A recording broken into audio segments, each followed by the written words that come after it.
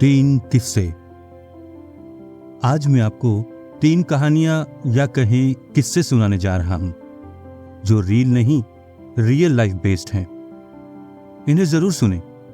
हो सकता है कि मेरे ये 3 किस्से आपकी जिंदगी में कुछ परिवर्तन ला सकें, तो ये मेरा सौभाग्य होगा। आशा रखता हूं कि आपको ये जरूर पसंद आएंगी। इन सभी कहानियों के क्रेडिट्स मैं इनके राइटफुल ओनर्स को ही देना चाहूंगा। कुछ लोग ऐसे भी। पट्टी, इडली कितने की है? केवल 2 रुपए करना। लेकिन इतना कम क्यों?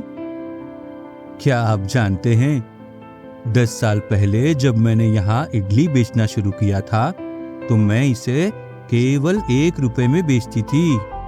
मेरे पति चाय बेचते थे और मैं इडली बेचती थी। हम एक परफेक्ट जोड़ी थे। हम हर दिन 150 से 200 रुपए कमाते थे। वह आधा हमारे बच्चों की जरूरतों के लिए और आधा भोजन के लिए रखते थे।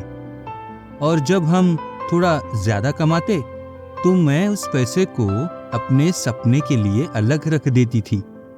एक घर, जो हम इस घर में रहते रहते थक गए थे। दरवाजे तो थे ही नहीं और मानसून के दौरान मेरे लिविंग रूम में पानी भर जाता। ये मुश्किल था, लेकिन मेरे पति कहते थे हम अपना घर जरूर लेंगे, और वो मेरे लिए सुबह उठने के लिए काफी था। हम हर दिन सुबह 5 बजे उठते, बैटर बनाते और फिर सुबह 7 बजे से बेचना शुरू करते। स्कूल के बच्चे, आसपास के मजदूर, हर कोई हमारे यहाँ आकर खाना खाते थे। हम खुश थे। लेकिन फिर 3 साल पहले मेरे पति का निधन हो गया। वे बूढ़े हो चुके थे और अब मैं बिल्कुल अकेली हूं।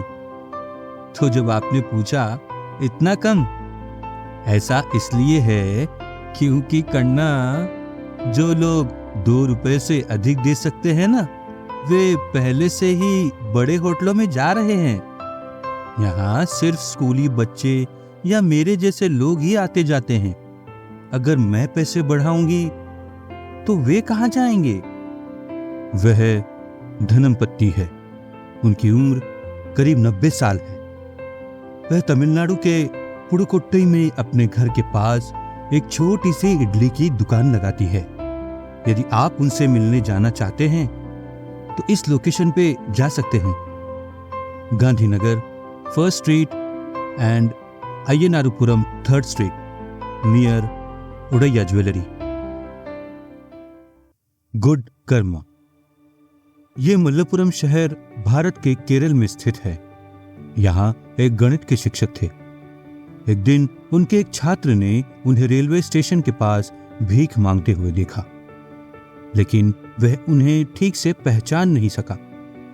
बाद में उस छात्र को एहसास हुआ कि वे तो उसके क्लास टीचर थे। उनके छात्र ने उनके पास जाकर उनसे पूछा कि आप इस स्थिति में रेलवे स्टेशन पर क्या कर रहे हैं? उन्होंने कहा, मेरे सेवानिवृत्त होने के बाद मेरे बच्चों ने मुझे छोड़ दिया। मैं बेघर हो गई हूं, इसलिए मैं रेलवे स्टेशन के सामने भीख मांग रही हूं। उनकी ये हालत उनके उस छात्र से देखी नहीं गई और वो उन्हें अपने घर ले आया और उन्हें अच्छे कपड़े, भोजन दिया और उनके रहने की व्यवस्था भी की। सभी शिक्षित स्कूल साथियों से संपर्क किया। साथ मिलकर उन्हें रहने के लिए एक बेहतर जगह पर ले जाया गया और उनके जीवन को हमेशा के लिए बदल दिया। हमारे लिए ये एक सीख है। जैसे उनके अपने बच्चों ने उन्हें छोड़ दिया, लेकिन उन बच्चों ने नहीं जिन्हें उन्होंने पढ़ाया था। जैसे आप अपने बच्चों से प्यार करते हैं, वैसे ही दूसरे बच्चों से भी प्यार करें, क्योंकि कोई नहीं जानता कि कल क्या होगा। The face of the Statue of Liberty. Isabella Boyer का जीवन एक रोमांचक उपन्यास की तरह है। उनका जन्म पेरिस में हुआ था। वे एक अफ्रीकी पेस्ट्री शेफ और एक अंग्रेज माँ की बेटी थी। इसाबेला की सुंदरता विशेष थी और 20 साल की उम्र में उन्होंने सिलाई मशीन बनाने वाले आइजैक सिंगर से शादी की, जिनकी उम्र उस वक्त 50 साल थी। सिंगर की मौत के बाद इसाबेला देश की सबसे अमीर महिला बन गई। यह आश्चर्य की बात नहीं है कि उन्हें स्टैच्यू ऑफ लिबर्टी के लिए मॉडल के रूप में चुना गया था, क्योंकि उन्होंने अमेरिकी सपने को साकार किया था। विधवा इसाबेला ने दुनिया की यात्रा की और काउंटेस बनकर डच वायलिन वादक विक्टर रोबस्टेड से शादी की। वह अमेरिका और यूरोप में एक प्रमुख व्यक्ति बन गई। एक विश्व कार्यक्रम में उनकी मुलाकात फ्रांसीसी मूर्तिकार फ्रेडरिक बार्थोल्डी से हुई। बार्थोल्डी ने उनकी सुंदरता और इतिहास से प्रभावित होकर स्टैच्यू ऑफ लिबर्टी के लिए एक मॉडल के रूप में उनके चेहरे का इस्तेमाल किया।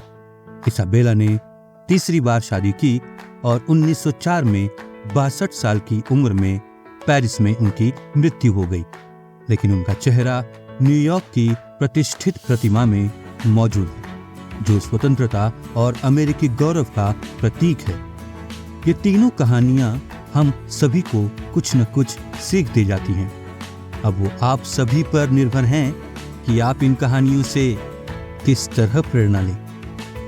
धन्यवाद।